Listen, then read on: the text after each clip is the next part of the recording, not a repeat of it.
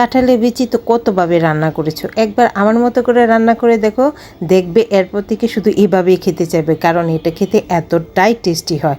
আর এভাবে রান্না করলে এই কাঁঠালের বিচির রেসিপিটা দেখবে সব কিছুর সাথে, ভাতের সাথে, চায়ের সাথে বা পোলাওর সাথে সব কিছুর সাথে জমে ক্ষীর হয়ে যাবে।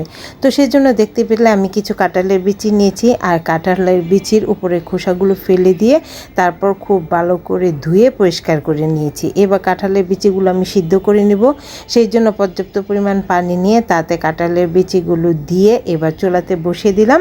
কাঁঠালের বিচিগুলো খুব সুন্দর করে সফট করে একদম সিদ্ধ করে নেব।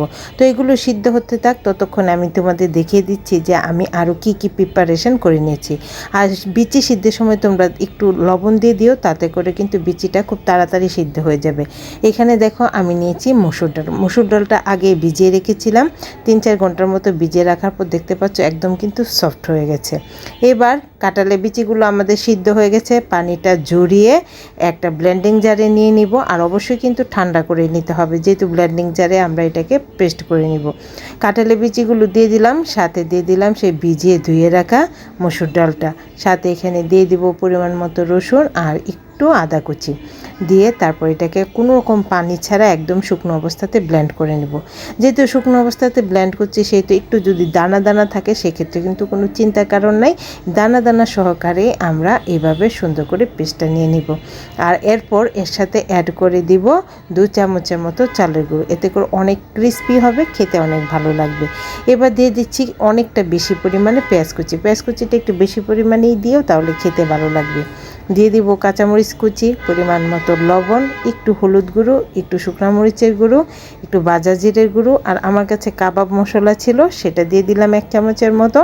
আর এখানে দিয়েছি দেখো ধনেপাতা কুচি কুচি করে দিয়ে দিয়েছি, যার কারণে খেতে আরও বেশি অসম লাগবে।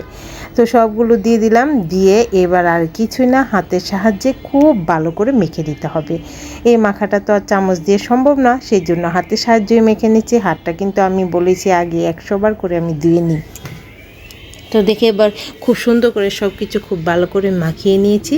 এবার মাখানোর পর এদের খুব সুন্দর করে পেঁয়াজুর মতো একটা আমি আকার দিয়ে নিব। তোমরা চাইলে যে কোনোভাবে এগুলোকে গড়ে নিতে পারো, আমি এগুলো পেঁয়াজুর মতো করে সুন্দর একটা আকার করে দিয়ে নিলাম। আর সবগুলো আগে এভাবে সাইজ করে রেখে দিব, আর তারপর এটাকে কি করব বলো তো, ভাজবো। ডুবো তেলে একটু ভাজবো, তাহলে খেতে বেশি ভালো লাগবে। আর ভাজার সময় কিন্তু একদম তাড়াহুড়া করা যাবে না। প্রথমে তেলটাকে খুব ভালো করে গরম করে নেবে, আর তারপর মিডিয়াম আছে সুন্দর করে এক এক করে সবগুলো পেঁয়াজও আমি দিয়ে দিব।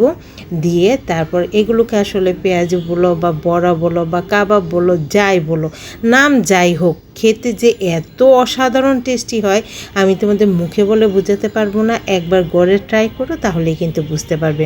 তো দেখো পেঁয়াজগুলো দিয়ে এক পাশ লাল অবধি অপেক্ষা করলাম, এক পাশ লাল হয়ে গেলে অপর পাশটা পাল্টে দিয়ে অপর পাশটাকেও লাল লাল করে ভেজে নিব।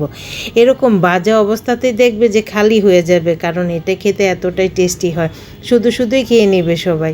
তো কেমন লাগলো আমার আজকের রেসিপিটা কমেন্ট করে জানিও, আর ভালো লাগলে কিন্তু বেশি বেশি করে শেয়ার করে দিও। সবাই ভালো থেকো, দেখা হবে পরবর্তী নতুন কোনো ভিডিওতে। টাটা।